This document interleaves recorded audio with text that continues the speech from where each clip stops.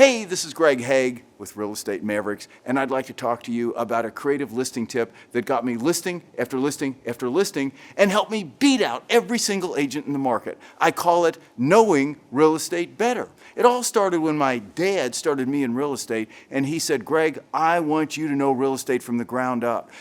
What he did is he taught me to start with, what do you think? The definition of real estate. So what is the definition of real estate? The definition of real estate, which most people don't know, it's amazing, attorneys, people in real estate, they don't even know what the definition of real estate is. And I'll tell you why this is important on a listing appointment in a minute. Definition of real estate is real property plus the title there too. That is real property capable of being sold, privately owned. You see, in a lot of countries, they have real property, but like in Israel, most people don't know, there's no private ownership of real property, so there's no 6% commissions because there's no real estate business.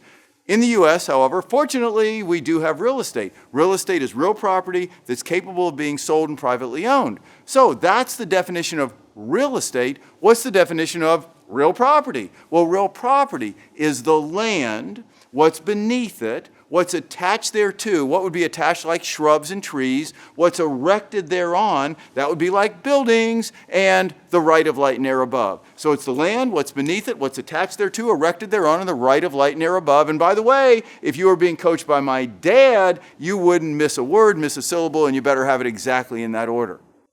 Now, why do I tell you this? I tell you this because on listing appointments, I would talk to sellers about not only how I could sell their home faster and at a higher price, but how I could protect them better than anyone else. And I talked to them about how I knew the covenants in a deed. I knew title insurance. I knew the definition of real estate. And I tell them the fun story about my dad. And I told them that one of the things you should consider, one of the things you should evaluate when you're choosing a real estate agent is who takes this business seriously. Who's in it for a few bucks? Who's in it to list some homes and sell the most they can? Or who's in it to really learn it, really understand it, not only help sellers sell fast and at a higher price, but protect them every inch of the way. And I point out to sellers that if they're considering any other agents, ask them a few questions. Ask them about some of the things that matter in negotiating strategies, some of the things that matter in protecting sellers at closings. And I told them, I think you'll find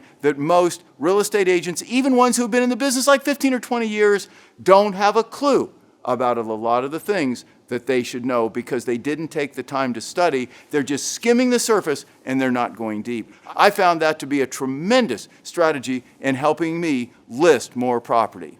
Hey, would you like to learn some more creative listing techniques, ways that even a brand new agent could dominate their listing market? Well, come on over to realestatemaverics.com and the 990company.com where we're writing the creative playbook on how, guess who? You got it, you can win in real estate.